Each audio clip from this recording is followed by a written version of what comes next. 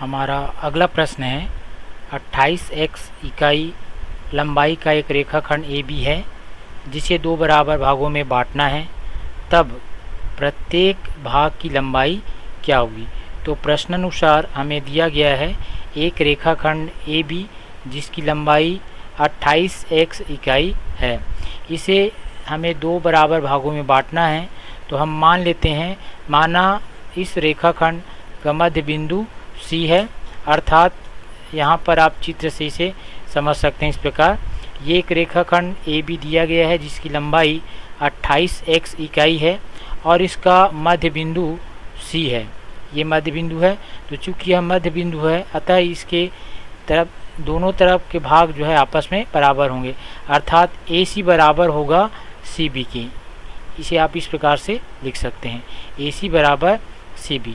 अब चूंकि प्रश्न में हमें दिया हुआ है इस रेखाखंड की कुल लंबाई 28x इकाई है, तो प्रश्नानुसार रेखाखंड AB की कुल लंबाई 28x इकाई है, अतः इसे हम लिख सकते हैं AC धन CB।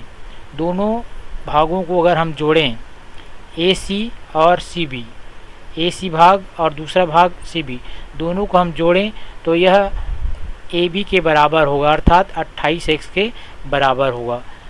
चूँकि हम यहाँ पर देख पा रहे हैं दोनों भाग बराबर हैं, AC बराबर है CB के, इसलिए हम चाहें तो इस CB के स्थान पर हम AC लिख सकते हैं क्योंकि दोनों भाग आपस में बराबर हैं। तो CB के स्थान पर हम AC लिख देंगे तो हमें अगला पद प्राप्त होगा AC धन AC बराबर 28x। अब ये दोनों पद जुड़ जाएंगे, AC धन AC दोनों जुड़ करके हमें परिणाम देगा 2AC बराबर 28x। चूँकि 2 AC के साथ गुणा में है तो 2 को हम पक्षांतर करेंगे तो AC बराबर हमें प्राप्त होगा AC बराबर 28x भागित 2।